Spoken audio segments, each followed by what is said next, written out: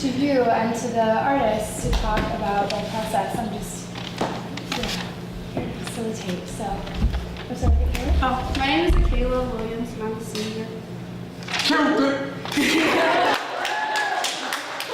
I'm Trigger Slaughter, and I'm also a senior. I'm Shayla Chairs, and I'm also a senior. I'm Sally Alrett, and I'm a junior. Dancers joined with them on this journey. So, just special shout out to these guys who helped out.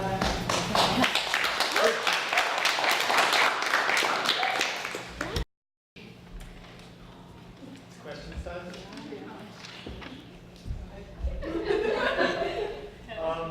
Sorry, I haven't seen this before, but I still have questions I forgot.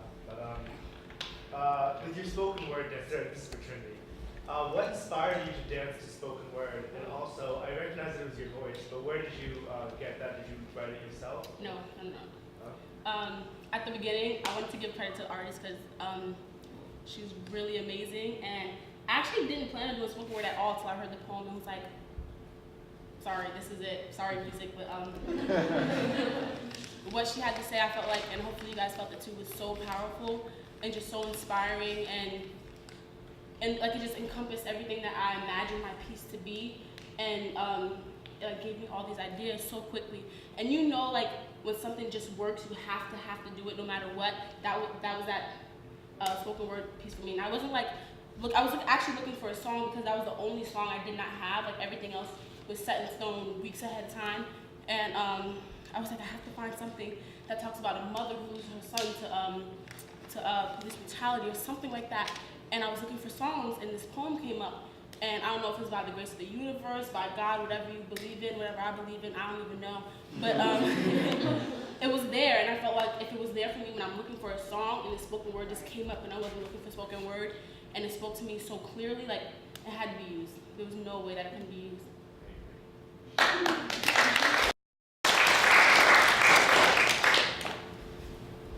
Okay, well for both of you, since you used multiple people, you didn't just do solos, like you had like Sally and Shayla, and you guys like what what made you decide to oh I want to include like other people in my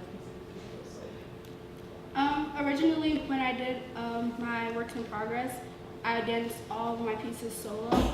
But for 4 women, my second dance in particular, I was like, this is just too much for me to just do by myself. And I was like, I have the resources here, they're all amazing dancers, so like, why not use them? For me, it was kind of immediate. So the first piece that I did was originally supposed to be a J. Cole song about police brutality. And then when I further developed my ideas, I wanted to choose a black woman or a woman who did a black woman who was the artist of a song that kind of spoke about not just police brutality, because that was the basis of my piece, but the black struggle in general, or the struggle of people of color and African Americans in America. And my original idea was to have not just all girls. I was supposed to have a male dancer, which I thought would be beautiful because it would show like the black community, and it's not just like black females who go through the struggle, even though that was the focus of my piece, but black people who struggle. That didn't turn out well. You know? Not everybody's reliable, so I focused on, yes, we gotta throw them under the bus sometimes. But then again, that goes to my piece, like, in media, you see that black men are the focal point of police brutality, but there are just as many black women who are the victims of these assaults and these things like that. But a lot of people don't know that black women are also the support system for black men. Like, we're the ones who lead in the marches, we're the ones who starting the Say Her Name campaigns and things like that. So, or Say His Name, or the head of the Black Lives Matter campaigns. So I just thought that, okay, again, by the powers that be, whoever was supposed to be my dancer dropped out, and I got Sally, who I feel like just made my piece that much stronger. Like, talk about that girl magic. Yeah. Davey? What you've done is use dance as a form of activism and use movement as your voice. Do you plan on continuing to use dance as a way to, share your voice, share your thoughts, share your hopes and dreams, and share what it means to be activists on stage? two of you plan on doing this in the future, or as individuals, or as a duo, or what? No, duo. Actually, I thought about that. I don't know if I'll be dancing like my first year in college, but I do plan on taking dance classes, but not actually pursuing it as like an activity until I explore other things at my new school. But I do want to continue dancing or however I get there. I'm a little different. I feel like I knew I wanted to dance a little bit in my future, well, a lot of it in my future. I wasn't sure how I was gonna get there, but this piece personally opened up my eyes because it's the first serious piece that I've ever really done, ever really commit myself to and put on stage for people to see. If you look back at my history at Williston, like all my pieces are, and Kayla and I like, together, we're all like fun hip hop, like just vibing and get the energy going. And that's a real thing for us. That's what we know. That's why we do that. But this, and even though like I've never experienced police brutality personally, like it's still like as a person of color here in America, like it's still something that is prevalent and something that I have to be aware of. So this allowed me to use dance that I know is like this fun and creative thing that I like to do to bring something more serious to the table. So I definitely want to continue my work in this realm of activism and dance. Is that reverse? Hey, Rich. First of all, I thought that was incredible.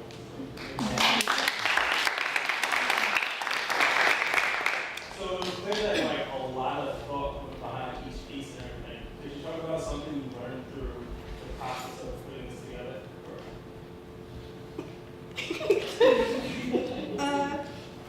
It's been incredibly hard, honestly. Like going into it, I did not want to do it today. I was like, I just can't do it. I didn't feel as prepared. It was taking a toll on me mentally, emotionally, and I was like, I don't know how can I do this? But I feel like Trinity and I really did a great job supporting each other in this whole process and just keeping each other on task and guiding each other and like giving each other notes. And like even when I was dancing right now, I could see Trin and Shay in the wing just smiling at me, encouraging me to go on. I would agree. This is so draining. This process is so draining because like unlike our other counterparts who take in this class, it was over for them in the winter and they did beautiful performances, beautiful. So some of them out here in the audience, but our performances are this kind of load over us until the spring term. And if you guys don't know, like for seniors in the spring, and especially if you want to be an active senior, like it don't work that way. You can't just add things to your plate all the time. And we definitely had this looming over our heads all the time. And it was hard. It was hard to get into the studio and try and get our ideas flowing. We had all these other things. Like when it was just like, okay, you have a class, you had this space and this time to do what you had to do, and you knew that you had to get it done. When you have all these other things coming at you, and it wasn't a set time and a set like place for you to do what you had to do for this performance. Like it was rough. And I remember last night, like he was literally in tears. Like, what are we gonna do? They shut us down. Like we don't have anyone to go to. That's not true though. We have people to go to, and they helped us out. Thank you, Davey. Thank you, Future. Like, yes, amen.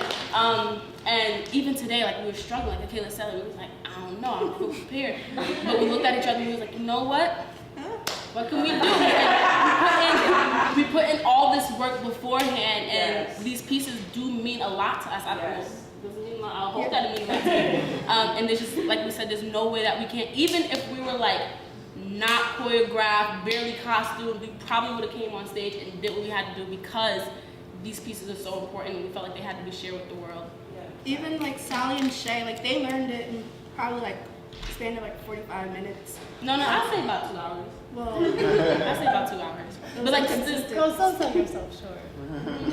yeah. Okay, fine. But Sally, I literally asked Sally to be in my piece 4 days ago. And in between dance rehearsal,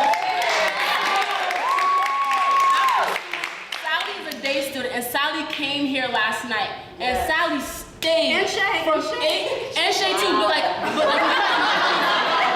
I'll let Kay speak to I'll let Shay, Kay attest to what you've done, because what you've done is incredible too, but I can attest to Sally specifically because you knew you were gonna be in this piece, right? Sally didn't know. I said, Sally, can you please be in my piece? And she said, for you, I'll do anything. And I was like, yes. And she came. She was like, I can't promise that it'll be any good. And I was like, Sally, I've seen, mind you, Sally joined dance this spring, which is like a great thing too. So Sally's been throwing herself into new things all the time. So congrats to Sally for just everything. Oh, thank you so much. Can I just ask though, during the trimester class, Ms. Rivers, are you talking about that as well? Sort of what were the challenging parts in the creation? I was talking about gathering information, but I mean. Do you want to speak to that, like during the trimester at all? Do you want to speak to the trimester at all? That was a long time ago. It was a long time ago. When our class did meet, we will go in the dance studio. Also, Cassandra's also in the class, but she couldn't be here today to perform with us. But we're going to we'll share the dance studio and just take turns finding music and just like helping each other and like how does this look to that. And the whole process, like we had to find music. After that was when we had to choreograph, and we had like works in progress meetings. Like after every week, it was like this dance should be done. And we'll show it to like each other, and Emily would come and we'd show it to her. And then we did like other little things with like making our websites, our personal statements and stuff like that. Yeah. It's awesome. It was an amazing process to watch these progress. Oh, and we did tech this weekend between 3:15 and 3:30 after class and like before dance tech and here. So. Come see the dance concert next week. Oh yeah, dance concert next Oh yeah, dance concerts this weekend. Do we have any other questions? Yeah. Deborah? So, I have a lot of things I want to say. So, first of all, I'm just so proud of the two of you. I know you intimately in the dance studio, and I've seen you over the years grow as dancers and as young women. But I am just so impressed with this departure from the hip-hop girls that I know to this opening up of yourselves to this whole other realm of expression. And I'm like blown away. I was in tears tonight. It was a short program, but I was in tears like several times. Like I had to keep getting the tissues and my sweater, I gotta wash it down. But I'm just so impressed with the two of you. And I feel like this is what happens when you go to college and you did it here. Like you cracked yourselves open. And it's I feel like sky's the limit for both of you. That wasn't really a question. I guess my question would be, of all the topics you could have focused on, and there are many, how did you hone in on these topics for you personally? That's, I guess, for both of you. Sure. I was inspired to do Williston Scholars Performing Arts last year when I seen Destiny dance on the stage. And I said, well, it's like, why not follow after Destiny's footsteps? She's an amazing person. And my topic was basically the hardship and beauty of being a Black female. And that's just like who I am. So it was easy to have that story and use story. Like I did a lot of research. I used even personal experiences from like my own family. And I thought it would just been the easiest, like it was right there in front of me to just do that topic. For me, like I said earlier, a couple years ago, maybe a lot more than a couple now, probably before I was in high school, I listened to, it was after the Ferguson riots and the shooting, and J. Cole, who was like, all right, it was definitely like freshman year. J. Cole who dropped this song called Be Free about Ferguson, and I was listening to it, and because I was a freshman, I had just been introduced to dance, and I was seeing like all these contemporary dancers and like all their like deep emotional pieces, like Calvin T.S.'s deep emotional piece, and I was like, I want to try that one year, or like one time in my life, and I listened to the song, and I was like, this is the song I'm gonna do my first contemporary dance to. And I kept mulling it over in my head, and I was like, okay, I'm gonna do it. And then sophomore year, I was like, it's gonna be my senior year song. That's what I'm gonna do my senior year.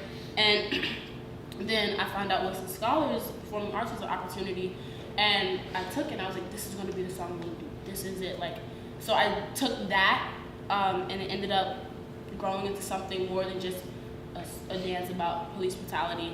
And it's really, I got inspired to do the focal point of women when I went to SDLC, and they talked heavily about, like I said, they talked about how men in the media are the focal point, and yes, that's important, but what about our women? And as a black woman, I felt like, wow, what about our women? Like, I don't hear much about the effects that it has mentally, physically, and emotionally on these women. I wanted to explore that, and I did a lot of research and a lot of listening to different songs, and I was okay. So instead of, my original idea was like, okay, I'm going to explore like different real women, like people who really died from these type of issues or from this issue.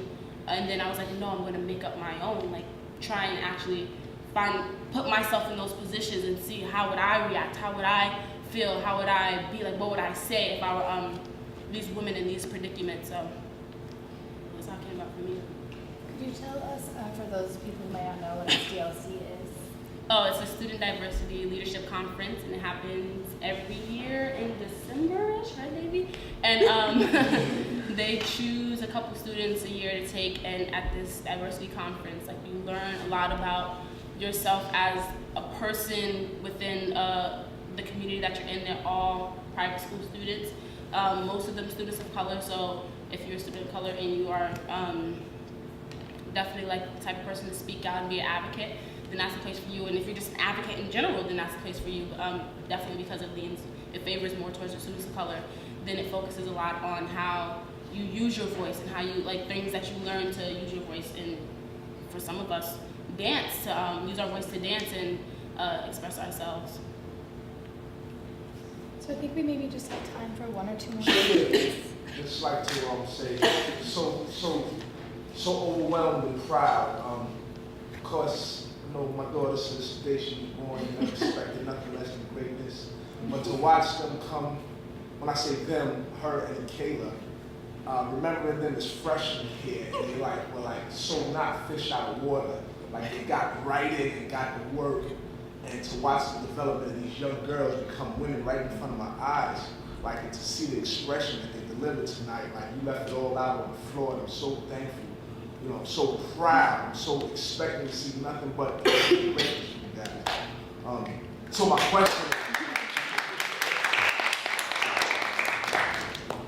and pulling together all of this stuff, you know, like really, I mean, you blew my mind, you know, with the expression of it. But even pulling your team together, like the challenges that you went through. I mean, I remember speaking to you about it, like. And I had no idea what to expect when I came here tonight, you know. But I guess just holistically, like, you know, the power that you was able to dig from or to exhibit, you know, to put this thing together. Just speak a little bit more about that. I know you already touched all the points, but holistically, like, where you came from and where you're going. I need to think about that. I have a little. So I have this, I don't know, it happens. This is how I know that performing is like really for me, because it's just something about when people are in front of you and you're just like I said, like up until I came on stage, I didn't think I could do it. And it's something when you put people in front of you and you know you have something to say, like it just comes out. Like never practiced my facial expressions, but I felt them, and I was like, whoa. What is this? Like, I was shocked at the person that was on stage today. And that's even when acting, like when for those of you who saw Into the Woods, when I was the witch, I was like, whoa, who is this lady that is coming out? I don't know, but like naturally, and I've always felt like that whenever like I have a show to put on and I have something to say, there's meaning behind what I'm doing, what I'm saying, it's there, it just comes out and I can't stop it.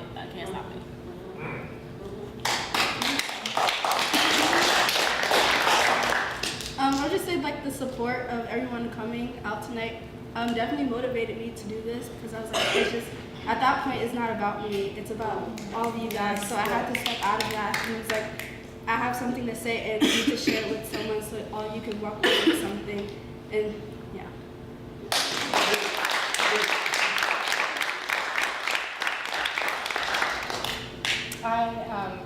thank you all for coming. Is there anything else? Are we? Yes. Oh, okay. I just want to say thank you for putting this work on our stage. I think we're all better people and better artists for it. And thank you for coming tonight.